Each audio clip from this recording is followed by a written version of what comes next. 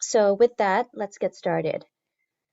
Good afternoon, morning, evening, all around the world. I know we have people joining from many different countries, including Ukraine, Europe, even China. Someone has registered for. So it's really amazing to see how many people have registered. My name is Latika Hickey, and I lead our patient advocacy efforts here at Rocket Pharma. I'm a pharmacist by training and help essentially anyone who contacts me with connections to experts, support groups, resources. And over the past couple of months, I have received numerous questions from the PKD community. And so today's purpose is to walk through some of them with our clinical experts. And if we don't have time to get through all of the questions, I will make sure that we respond back to you and I will reach out to you personally. Living with a rare disease, such as PKD, can be isolating. Miriam, if you could advance to the next slide, please. Sometimes there's a lack of treatments and support, especially for those who've received a new diagnosis. In the rare disease space, experts are equally as rare. And over the past couple of years, I've gotten to know the faces on this slide, and they have devoted their time to finding curative treatments for rare diseases such as PKD. And they are these people on this slide are one of the most knowledgeable group of people in the PKD space and have made time today to answer your questions. And so with that, if we can go to the next slide, please. I wanted to introduce you to three of our principal investigators. I get this question a lot. Where are the clinical sites and who are the doctors who are treating the PKD at those sites? So I wanted to introduce you to Dr. Ami Shah. She's at Stanford. She has over 20 years of gene therapy experience and is a transplanter at Stanford University. And she has treated one of the patients in the PKD gene therapy clinical trial and has a lot of insights to share with us today. In addition, I'd like to introduce you to Jose Luis Lopez Lorenzo. He is in Spain. He has treated the second patient in the gene therapy clinical trial and also has a lot of insights to share. And with between Dr. Shah and Dr. Lorenzo, we have some data to share from these patients from over a year after receiving gene therapy. And then I would also like you to meet Dr. Sevilla. And you've seen him on past webinars, but he will be an investigator for us in Madrid, and he will be in charge of the pediatric gene therapy clinical trial site, in addition to Dr. Shah, who will treat both adults and pediatric. So these folks have created some time for us in the community today and are here to answer your questions. Next slide, please. A question that we have gotten pretty frequently recently is from the community is, what does the genetic test show if I have PKD? So there's a lot of gene therapy tests that are available in the market. They're growing, the availability is growing. So people want to know, what does the test show if I have PKD? And do the results tell my doctor what type of treatment I should get? So with that, could we move on to the next slide? And Dr. Shah, would you be able to help give some insight to this question? As you know, most patients will be diagnosed with PKD very young in life. And unfortunately, there's also some patients who aren't recognized until later in life. There's different mutations for PKD. Some mutations will require frequent blood transfusions right up front. Some of the patients will need a splenectomy to try to ameliorate some of the need for transfusions, whereas other people will stay with their spleen intact. And there's pros and cons of that your hematologist would discuss with you. There are medications that may be able to decrease some of the need of transfusions, but some patients have mutations that do not respond to these medications, and therefore a gene therapy is an option available for those patients in order to them to decrease the amount of blood transfusions. And the reason why we offer gene therapy is because Having blood transfusions frequently in life will result in a lot of iron that gets deposited into your liver, into your pancreas, into your spleen, if you have your spleen, and potentially even into your heart. And that can be dangerous for patients long term. And so that's one of the reasons why gene therapy was developed for patients with PKD. Thank you so much, Dr. Shah. And if we could just go back really quickly, Miriam, please. I just wanted to bring home the point that to be considered for the gene therapy trial, as Dr. Shah has said, it doesn't matter what type of mutation you have. I get this question a lot. I have this type of mutation or that type of mutation. I don't really understand it. Am I able to be considered for the gene therapy trial? Yes, you are. And I wanted to make sure that if you had any questions about the mutations, please do let us know, and I will connect you to one of our esteemed experts here if you would like to discuss further. Next slide, please, Miriam.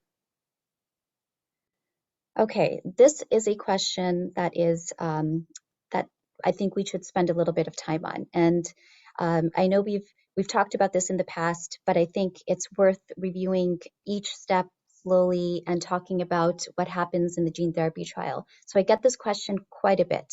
Can you please review each step of the gene therapy trial and what are the risks at each step? So next slide, please, Miriam. And Dr. Shah, since you have recently actually lived through this, would you be able to add some color? And then Jose Luis, please add too. Thank you. Yeah. So I divide up gene therapy into 4 different stages. The first stage, which is called screening, your hematologist would discuss with you whether you'd be interested in this. And if you are interested in this, they would work with us to try to set up a time where we can talk about what this means. If you decide, yeah, I'd like to see if I'm eligible, then we would bring you to our locations, whether it's with Dr. Lorenzo or with myself at Stanford. Then what we would do is we would do a series of tests. These are tests that are things such as blood work, physical examinations, an MRI of your heart and liver so that we can see if there's iron overload. We would check your heart to make sure it's in good organ function. All of these are standard tests, but it takes several weeks for us to get all of the results of these tests to be done. And the purpose for doing the screening is to make sure that you are in good, healthy shape to undergo the procedure that we're going to be talking about. Once you're deemed eligible, the next step is that we need to collect stem cells from you. And everybody uses different terminology for stem cells. There's a lot of places we can get stem cells, but in this situation, we collect it from your arms. So the way it works is that patients are given a medicine called GCSF. GCSF is a small shot that's underneath the skin. It's not into the muscle, so it doesn't hurt too much. And what it does is it makes your stem cells come out of your bone marrow and into your blood.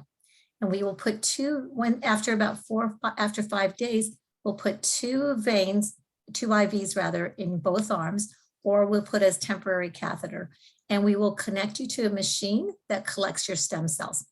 It looks like when you're donating blood, people connect to a machine so that we can get the blood from patients. It looks similar to that. And what happens is that once we collect the blood, it goes to the machine, we keep the stem cells, and we give you back the red blood cells and the platelets and everything else, okay? That procedure takes about 4 to 5 hours. And sometimes we do it only for 1 day because we collect enough cells in 1 day. And some patients need to undergo the procedure for 2 days. Usually patients, we put them at our institution, we admit the patients to the hospital just so that we can make sure that we get enough cells and that you're in a comfortable place. But this can also be done sometimes as an outpatient, depending on the location of the patient, okay? Once we've collected your stem cells, you get to go home, okay? We take out your IVs before we send you home. The cells that we collect then go to the manufacturing facility. And the manufacturing facility will then put the gene back into the stem cells. So essentially, stem cells are cells that are very primitive. And what that means They will make all of the different blood cells in our body. And what we're going to do in the laboratory is we're going to take a vector that has the gene in it, incubate it with our stem cells, and the stem cells will incorporate that into its DNA. When that has been done, which takes about 4 to 6 weeks, depending, the cells will be shipped back to us so that at our location, either in Spain or at Stanford. Once we have the cells safely here, we will bring you back and do a few more tests to make sure you're still healthy, that you don't have any new illnesses or anything like that. And then we will admit you to the hospital. When we admit you to the hospital, we would give you something called chemotherapy, which is known as Busulfan. Okay, and we'll talk about that also in a little bit more. And the purpose of the giving you chemotherapy is to make sure that we make space in your bone marrow so that when we give you these new cells that have been modified with the gene in it, they will have a place to go and they will have room for your cells to grow, for the new cells to grow. If we just gave you the cells, then there's no reason that there would have any place to go because your bone marrow already has a lot of stem cells in it. So we need to make space for the new cells to grow. And that's the purpose of the Busulfan. After we give you the cells, then we wait for them to start growing. And once they start growing and your counts are good, we send you home and we monitor you as an outpatient. You'll be monitored in the clinic. And there's certain schedules of time periods that we would bring you into the clinic. And depending on whether you live close to our institution or farther away, if you live close by, then you would stay and have regular visits with your physician there. If you live far away, then we would bring you back for certain study visits, which is at scheduled time points that we would go over with you. Thank you so much. Dr. Shah, I just wanted to remind people, because there's a few more people who have joined, if you have questions as we're going through the slides, please put them into the chat and we will try to address them. If we don't address them, I'll get back to you personally. Dr. Shah, you had referred to one of the steps in the slide before, and you had mentioned chemotherapy called Busulfan. There's a lot of questions coming in around why you need chemotherapy in order to receive the gene therapy. Could you please explain why that is the case? Right. So Busulfan is a chemotherapy drug that we've been using in transplantation for longer than I've been doing bone marrow transplantations, which is almost over 30 years at least. And it has been used in the situations where you need to make sure that you get rid of the cells that are currently in the bone marrow in order to make space for new stem cells to grow. Now, you might ask, why do I need to do that? I'm getting my own cells back. And that's a really good question. What we know is the cells in your bone marrow right now don't have this gene, okay? They are missing the PKLR gene. And so if I don't get rid of those cells that are not making the correct gene, then I will not have a selective advantage for the new stem cells with the correct gene to be able to grow. So then this wouldn't work, okay? And we don't know how many cells you necessarily need in your bone marrow to grow, but we do know that if we just give you new cells that are genetically modified, they won't grow and they won't be able to stay in the bone marrow. And then this is not going to make any difference. So we've done a lot of gene therapy studies in the past, and we've tried it without chemotherapy. And we've learned that it doesn't make sense now anymore because there's no space for this product to grow. Thank you. So basically, it opens up your bone marrow to receive the gene therapy, the new cells that are being put into the body in order for the body to work on the PKD. Correct. Okay, and there are some side effects with Busulfan because it is a chemotherapy type of agent. So one of the things that the people have asked about is about hair, and hair is very important to people. So if my hair falls out after receiving this Busulfan conditioning, will it grow back? And will it be different texture? Like, will it go from straight to curly? Would it grow back a different color? Have you seen? Yeah. A good question. And everybody is very different as well. So I don't want to promise you that one person's hair will come back straight and the other person's hair would come back curly. A lot of times what happens is it takes about 60 to 100 days or so before when the hair will start coming back. You know, you have new hair growth, sometimes it's a little bit itchy and some of the kids will kind of cut it up a little bit more, but it grows back. Some people will tell me that it grows back thicker. Some people will say it initially starts off growing back thinner, but then it comes back, after the full hair comes back in, it tends to be thicker. Some people, it will come back a little bit curlier, and other people's, it will come back in the same texture that it came in.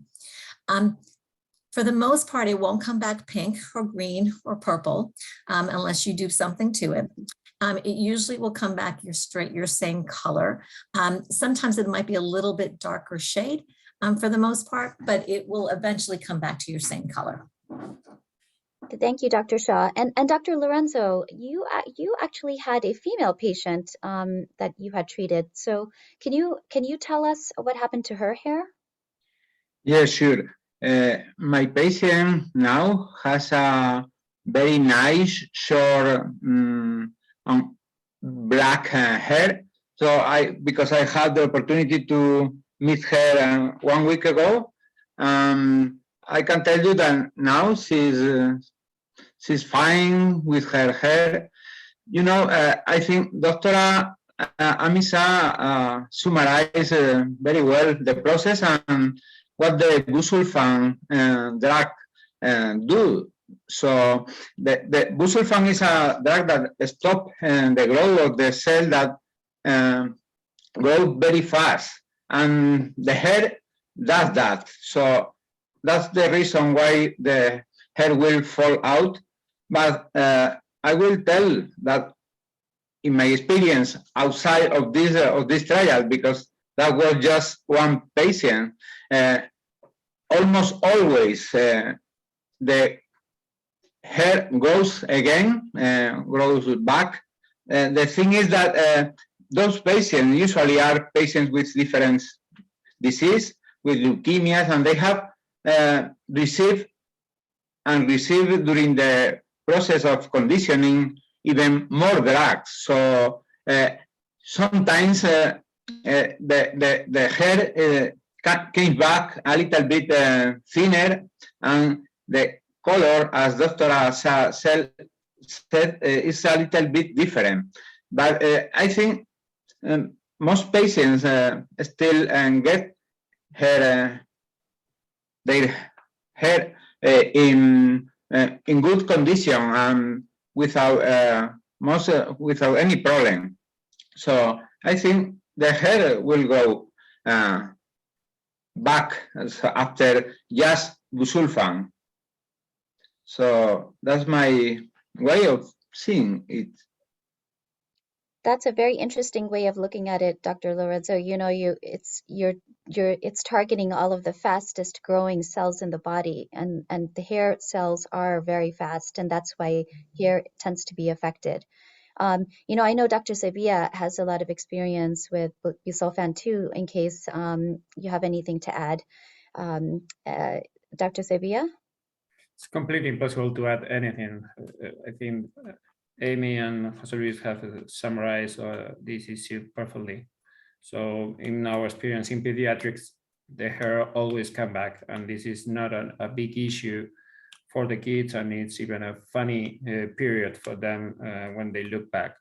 So I think, or in my opinion, in most cases, it's more devastating, or it's more a problem for the adults and for the family to see the kid without hair, that for their own kid that most times takes it very, very well. That's right. You know, we have an interesting question that came in the chat. You know, when people think of chemotherapy, they think of treating cancer. And usually Busulfan, when you treat cancer, is dosed with other chemotherapy agents. So there's a lot of toxicity that happens when treating cancer. But in the gene therapy busulfan is treated as what is called a monotherapy, which is just one agent as part of the conditioning. So the question is, how long does a patient have to take it, to have to be on the busulfan? And how high is the dose? Is the dose the same as you would to treat cancer? So in this particular trial, in most gene therapy trials, we give 4 days of busulfan. So it's the same dose we do for other transplantations. The difference is when we're treating patients with cancer, we never just use one single agent. We give busulfan plus 1 or 2 other chemotherapy drugs. And oftentimes with leukemia, we also give radiation therapy. So it's very, very high doses of all chemotherapies. In this particular situation, you're only getting busulfan. And thank you, Dr. Shah. And would you, those on this panel here who have dosed with busulfan for the gene therapy, what's the risk of it in terms of, and there's a question that came in, what's the risk of infection or death?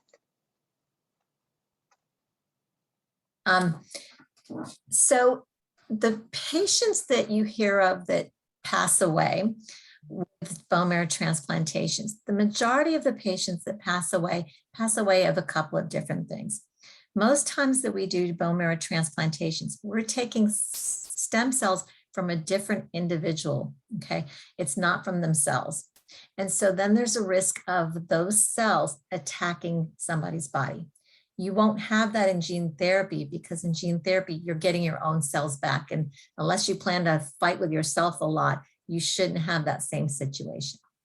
So one of the big, as I said, the majority of our patients that pass away with a bone marrow transplantation pass away of something that I talked about called graft versus host disease. They can get infections. Infections usually occur when we've had to really suppress the immune system. In gene therapy, we don't have to suppress your immune system for a long period of time. So our patients during gene therapy, we give you antibacterial, antiviral, and antifungal agents during the first, I do it for the first 100 days, just to wait for your immune system to completely come back. So we haven't had patients die of infections during any of the gene therapy trials.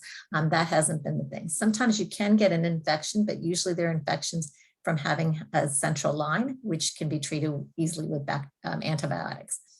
And I forgot what the other part of that question was. I think there was something else.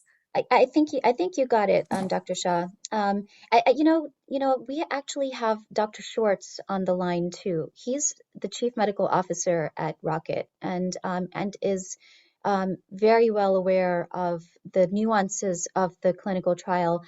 Dr. Schwartz, do you have anything to add about why the decision was made to include the monotherapy, the use of busulfan in the trial? Thank you, Latika. I think that the busulfan has become the chemotherapy medicine that's preferred for these type of gene therapy programs, whether one is treating a disorder like pyruvate kinase deficiency or another hemoglobin disorder or an immunodeficiency. Many of these programs utilize the single agent busulfan monotherapy because it works quickly. It very effectively makes space in the bone marrow, and generally patients recover from it fairly rapidly. One of the things that I think is really important to emphasize is that most of the time when busulfan is given to people, it is being given as part of a bone marrow transplant regimen for leukemia or some other type of very lethal blood cancer. And in those settings, very often patients are getting several different kinds of chemotherapies to try to put the leukemia into remission, and then they come for a transplant where the busulfan is given in conjunction with with sometimes 2 or 3 other chemotherapy medications. And so most of the information that's available right now on busulfan in terms of side effects, it's sometimes those are side effects that are either caused by or worsened by the other chemotherapies that the patients have either already received or are receiving in addition to the busulfan. When the busulfan is given only as a single agent chemotherapy, there are still side effects which we've been talking about, but they tend to be a lot less severe than in these more frequent and more intensive anti-cancer settings. I think one of the other things that's really important to recognize is that unlike so many of the experiences that many of us have had with chemotherapy for cancer, for some of ourselves or our family members who've been undergoing treatment, this is just a single administration of busulfan over 4 days.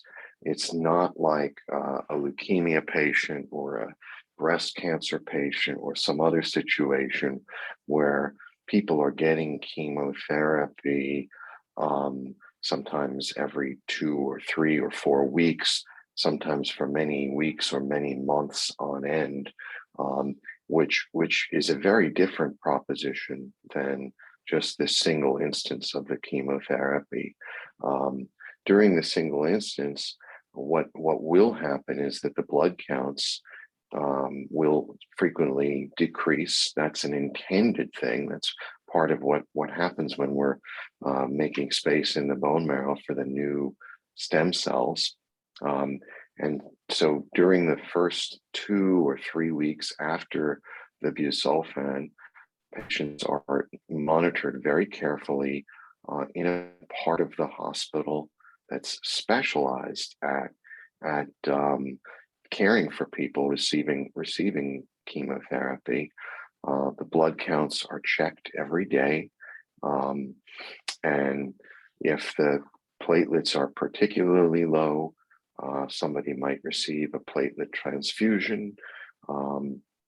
And when the white blood cells are low, then anytime a fever occurs, patients will frequently be given extra antibiotics to make sure that the immune system gets extra help clearing any infections while the white blood cells are low.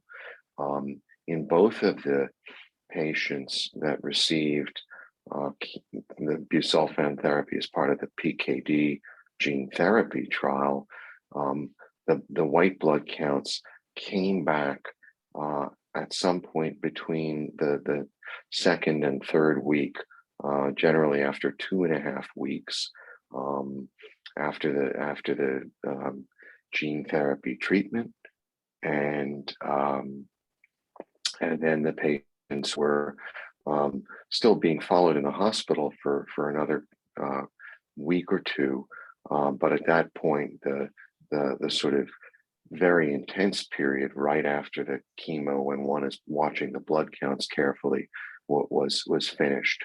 And certainly when that happens in adult patients, we would anticipate a similar time frame for the children to recover. Thank you so much, Dr. Schwartz. I think with that, we talked a lot about the side effects of the busulfan that are relatively temporary, like hair loss. Now, there's a question about fertility, and I personally have talked to Dr. Shah about this in quite some detail. And I would like Dr. Shah to help answer this particular question. I hear that fertility is a risk with busulfan conditioning. What can be done with that? And the reason why I'm calling on Dr. Shah is because it's not one patient she has conditioned with busulfan, it's many. And she has a couple of anecdotes to share. Dr. Shah? Yeah,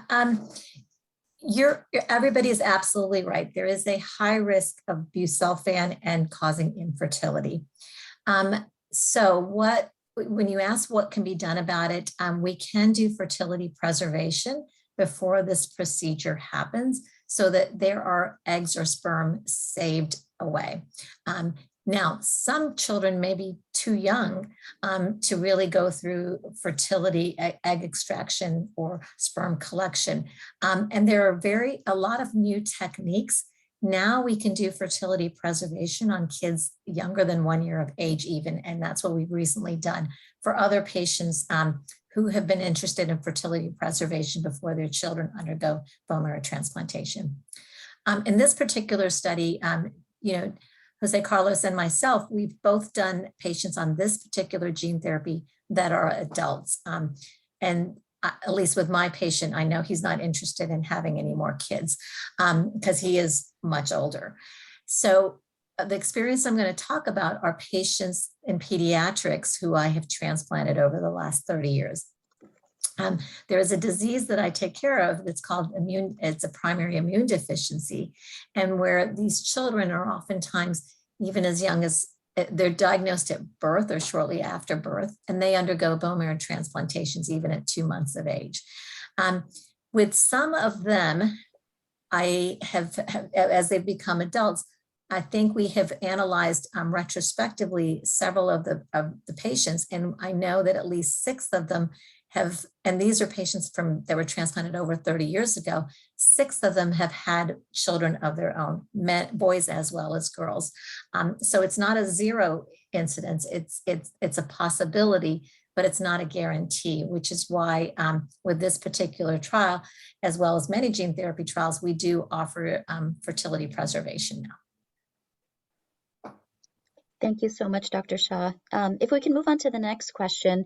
The next series of questions we've received is, there's people in the community want some clarity.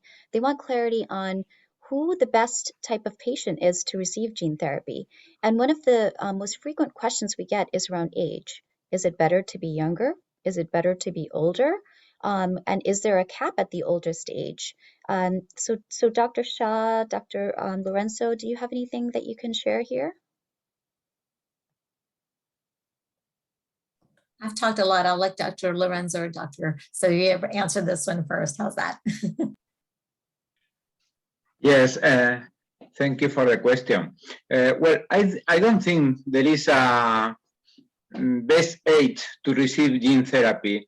But probably the better you get it, if you need it, is the best for you as a patient, because your organ will be in better shape, and you will not have too many iron, and you will not have get so many transfusion, and so probably the better you get the gene therapy is the best that you can do for yourself if you really need a therapy for your disease. So I think that is the best that we can tell to our patients.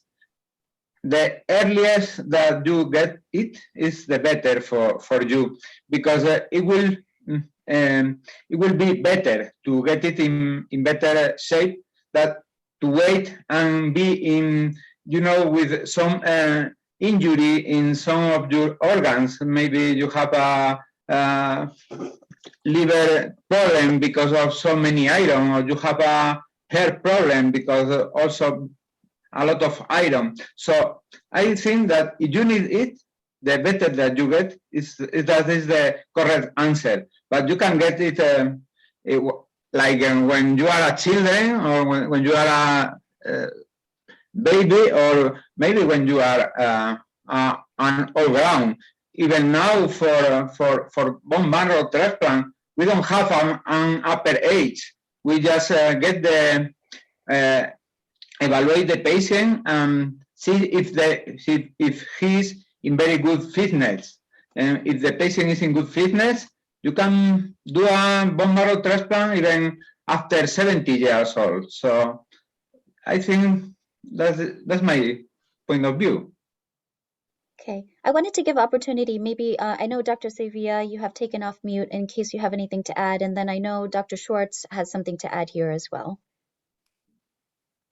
Then I will let Dr. Schwartz, because I guess that he's gonna just emphasize that the clinical trial has an age range that should be fixed. So probably Dr. Schwartz can explain this better than me. Thank you, Julian. Certainly the age range in the clinical trial at present is age 8 to 50, but that was something that we did at the beginning of the trial in a relatively conservative way. Once we have evaluated the safety and effectiveness of the therapy in potentially 1 or 2 or 3 more patients, we may permit older and even younger patients to participate. But I do think it's very important to emphasize that although we treated we do believe that the younger patients in general are going to be the best candidates, and I'll re-emphasize what Dr. Lopez-Lorenzo said about that in a moment. But despite that, the older patients that we treated first, one was in her early 30s and the other was in his late 40s, they did quite well, and they did not have any real substantive problems with any aspect of the therapy. But nonetheless, we do believe that younger patients are probably going to be better candidates. As Dr. Lopez-Lorenzo said, that's partly because they will tolerate the generally children tolerate the chemotherapy with fewer side effects than do adults. And also because with pyruvate kinase deficiency, because of the chronic hemolysis from the disease, and also because of the transfusions, the iron overload increases year after year. And as that iron overload increases, that can make the therapy more difficult, potentially more likely to cause side effects, to the point where in the clinical trial, in the protocol, for safety reasons, patients who have too much iron in their heart or too much iron in their liver are not permitted, because we are concerned that the therapy would be at that point potentially too likely to cause side effects. And so younger patients are less likely to accumulate all of that iron. And the longer one conceivably waits before participating, there is a risk that the ongoing iron accumulation in the different organs in the body would make the gene therapy not possible, not feasible from a safety perspective. And in fact, this situation did occur in one individual who was being evaluated for the study, and that there was just too much liver iron for us to be able to proceed with the therapy. Nonetheless, it is important to emphasize that provided there's not an excess of iron in the liver and heart, and provided that other organs are functioning reasonably well, this therapy can be performed for people across a very broad age spectrum, including fairly young children and including older, middle-aged and older adults. Thank you so much, Jonathan. We've got 20 minutes left. There's a few questions that are coming in to me, directly in the chat, and people really want to know a little bit more about the results in the first two patients. So I know we talked about, what type of patient is appropriate for the gene therapy, and maybe we could very briefly touch upon this hemoglobin question and then we're going to jump around the deck a little bit. If we can jump to the section where we talk about how the first two patients are doing 1 year after receiving the gene therapy, I think that would be really important for people. So really quickly, Dr. Shah, is there a hemoglobin level that lets the patient know when it's okay to pursue gene therapy?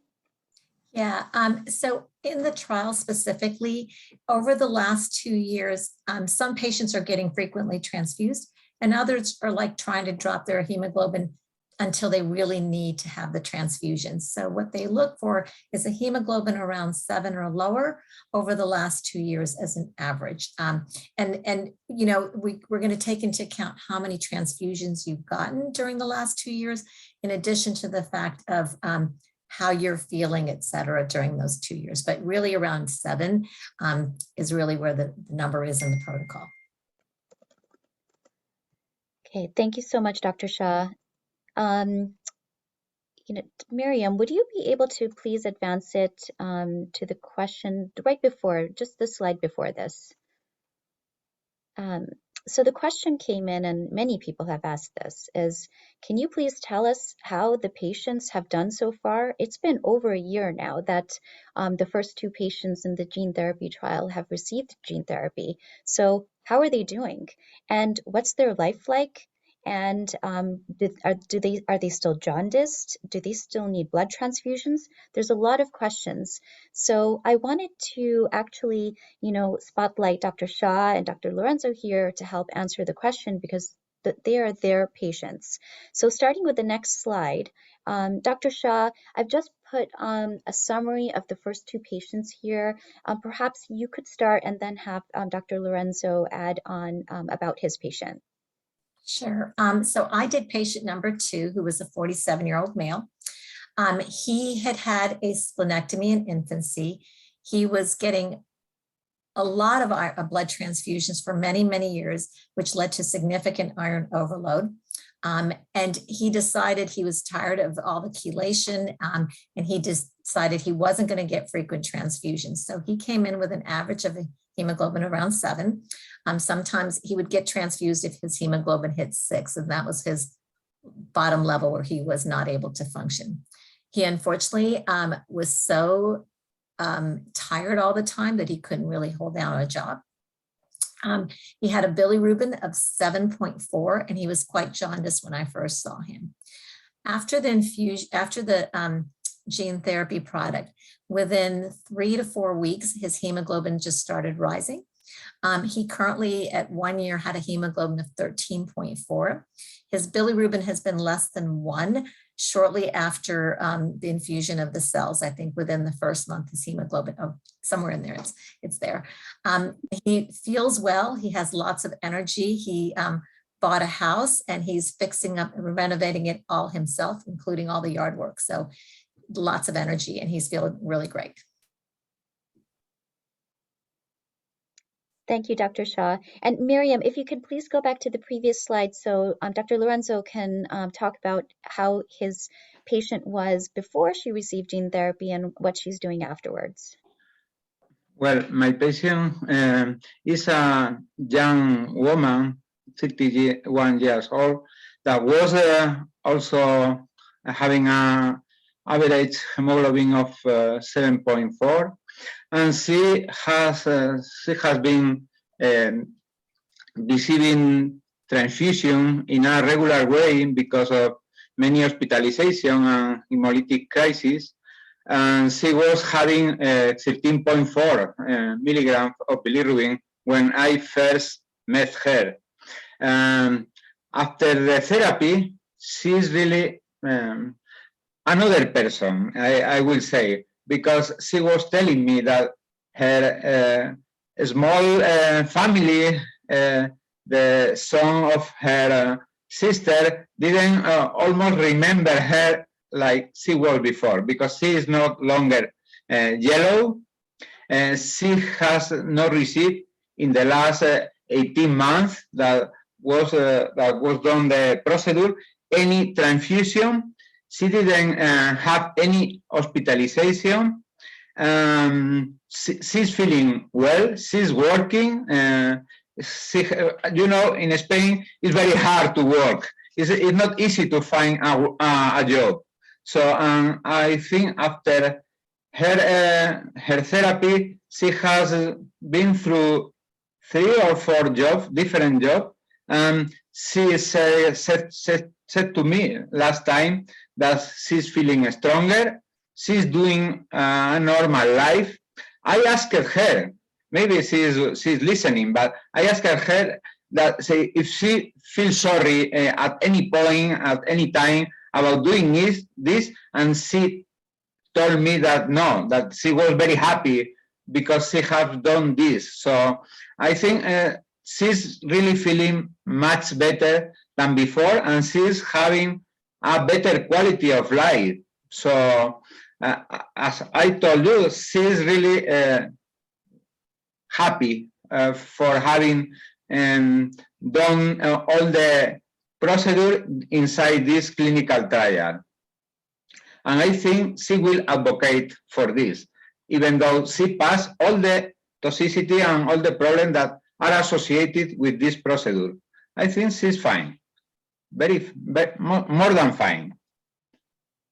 You know, Dr. Shaw and Dr. Lorenzo, you both, including Dr. Sabia, I've seen in action. You all have such wonderful ways with our patients. The families really come to know you, and you get to know them and their families so well. So thank you for taking care of them. There's another slide that has been put in here. I wanted Dr. Schwartz to address this because there's questions that have come in from a few people regarding quality of life and what is quality of life, Dr. Schwartz, as defined in a clinical trial setting, and what are you showing on this particular slide?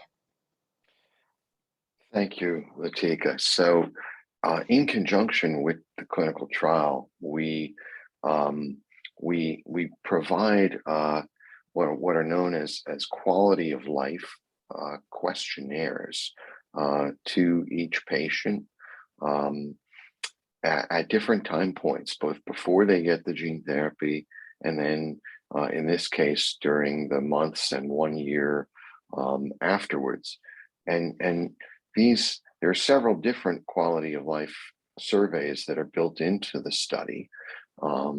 Each of them are different forms that have anywhere from 20 or 30 or sometimes 40 different questions that allow people to rate how they're feeling based on a number of different parameters. A lot of these are questions that have to do with general sense of physical well-being, social comfort, how well somebody's able to function, and how much just general energy and tiredness they have. And these 2 graphs are graphs from the first 2 adult patients in the study with one of those questionnaires that's known as the FACT, or FACT anemia, which is a very popular measurement for different disorders that cause anemia. And these are questionnaires that are used not just for pyruvate kinase deficiency, but for other blood conditions that can result in people being anemic and having fatigue and other symptoms. In both patients, the scores were taken at 2 time points before treatment and they were very similar to one another.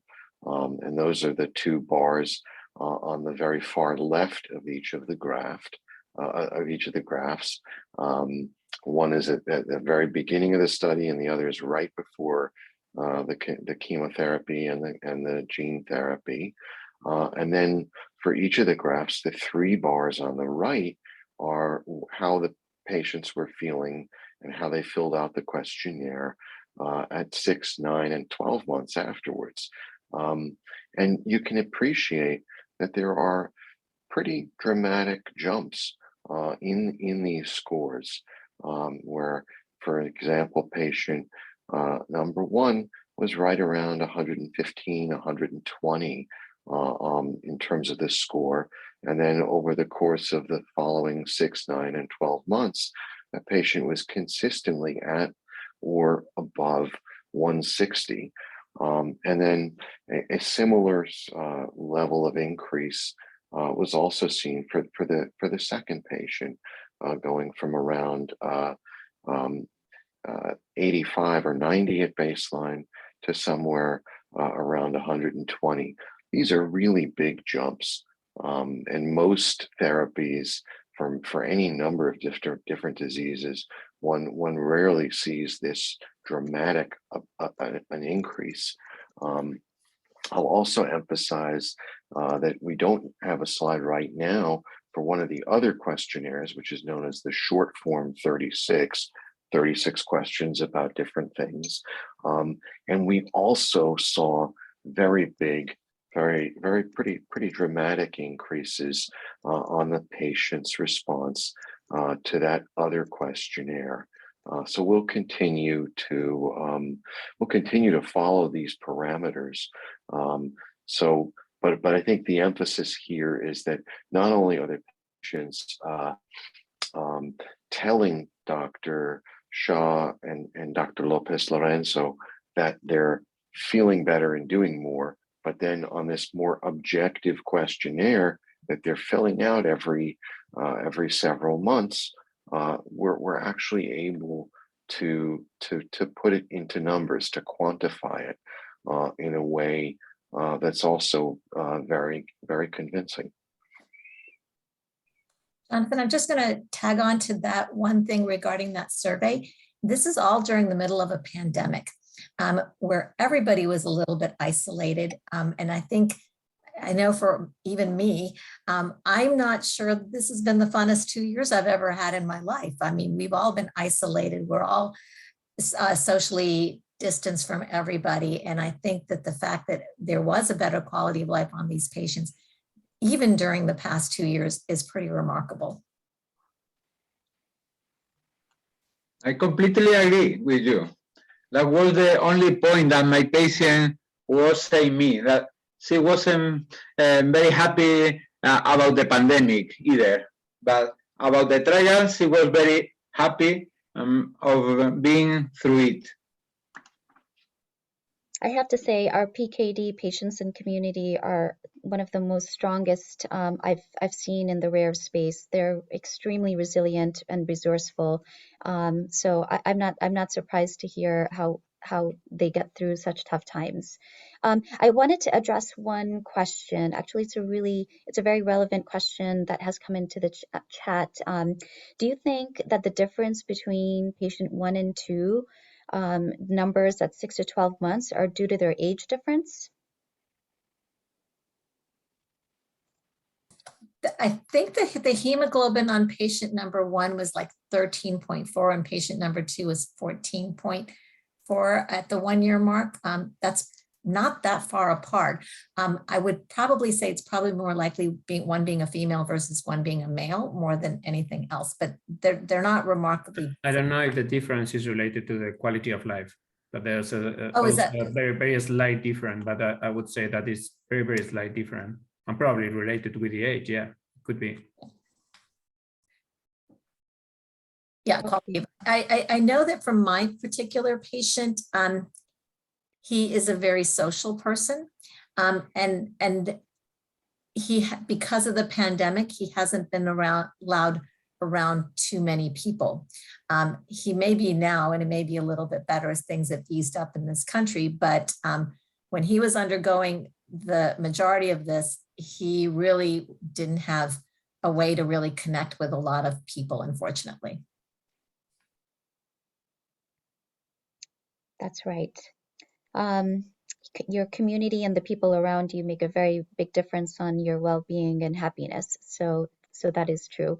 We only have a few minutes left. I wanted to just jump to the question regarding, there's recently been a paper, an editorial that's been published, and someone had asked about this. I wanted Jonathan to take a minute to just summarize really quickly in a couple of minutes what this paper is about, and what people should take away from it. And then I know it might be worth talking more about, so we will do a short video summary of the paper and send it out to the community. So if we could go to the next slide, please. Thank you, Latika. So this is a fairly short paper, and I think there's a couple of key take-home points. And what we wanted to emphasize the gene therapy trial and the results that I've seen to date as part of this paper. But the main reason that we wrote it and got it published was that we wanted to make sure that we were trying to address some of the need for a better definition for severe pyruvate kinase deficiency, because certainly as we have a gene therapy program, and as we continue to conduct the trial and evaluate patients, we want to make sure that we are including the patients who truly have pretty serious disease, and that up until now, that's making a diagnosis of severe pyruvate kinase deficiency has not exactly been, there's not been a widely agreed upon set of parameters. So we wanted to bring together a number of pyruvate kinase deficiency experts, including people like Dr. Glader, who's with us today, including the investigators who have been on the call, but also including a number of other PKD experts from around the world, both here in the United States and also Dr. Zanella and his colleagues from Milan, Italy, to try to sort of start the process of broadening what is the definition of severe pyruvate kinase deficiency. And one of the things that I think we really wanted to emphasize in this paper is that having a severe pyruvate kinase deficiency is more than just a number. When we decide on when we develop a trial, we have to put different criteria down in terms of maybe a hemoglobin that's below a certain number, or a certain number of transfusions that are occurring over the course of a year or 2 years. And those are very important. But one of the things that a lot of the natural history study research regarding pyruvate kinase deficiency from the last 2 years has taught us is that pyruvate kinase deficiency can affect people many different ways. And there are many times people are definitely having very severe symptoms and severe setbacks to their quality of life, even though they might not necessarily meet the definition based on hemoglobin level or based on how many transfusions they got or they didn't get. And that there are situations where people might actually have really impaired ability to conduct daily activities that are important, and they're not able to do that, even though their numbers might quote unquote be okay. So in some respects, this is an effort to ask the hematology field in general to think about pyruvate kinase deficiency, yes, as a series of numbers, but also as more than that, and that patients who are feeling really tired and feeling really limited might actually have severe pyruvate kinase deficiency, even though their hemoglobin is above 8, or even though they got fewer than 6 transfusion episodes in the course of a given year. And this is, I think, this is the start of what will hopefully be an ongoing series of discussions as how to best really measure all of the ramifications of pyruvate kinase deficiency and all the different ways it affects patients. Fortunately, there's been some really good publications regarding the quality of life in PKD and regarding the different natural history study findings over the past several years. And this publication was our best attempt to summarize all of those learnings in a very short publication. Thank you so much, Jonathan. We're up on time, but I wanted to take a minute to make a couple of points. Number one, you can access this publication publicly at pubmed.gov. You can put in the keyword search gene therapy PKD, and this will be one of the top results that you will see. You can print it out, or you can download it, and you can even give it to your doctor to take a quick look at if you are having discussions about treatment options or clinical trial options.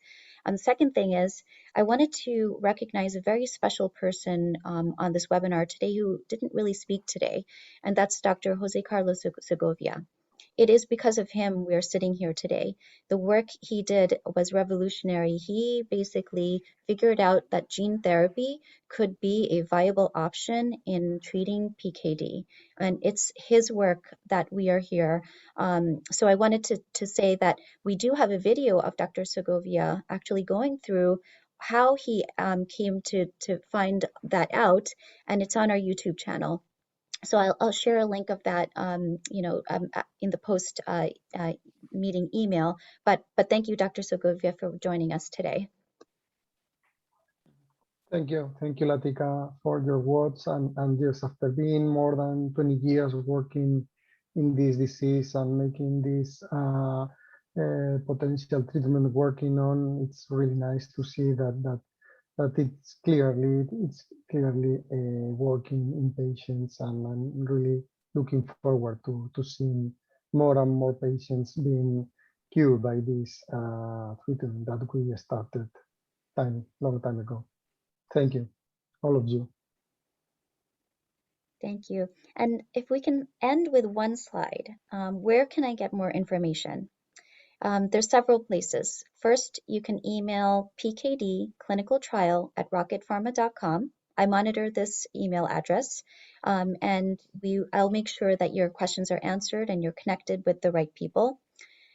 There's information on our website, rocketpharma.com, and then we actually have a YouTube channel where we post all of these videos. So if you ever want to put your headphones on and listen in while you're doing things around the house, it's a great way to learn about different topics. And we plan to have more topics in the future because we've gotten so many questions that have come up.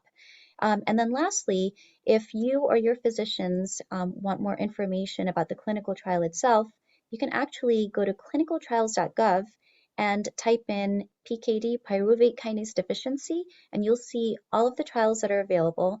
And it's a great way to talk to your doctor about what your right options are.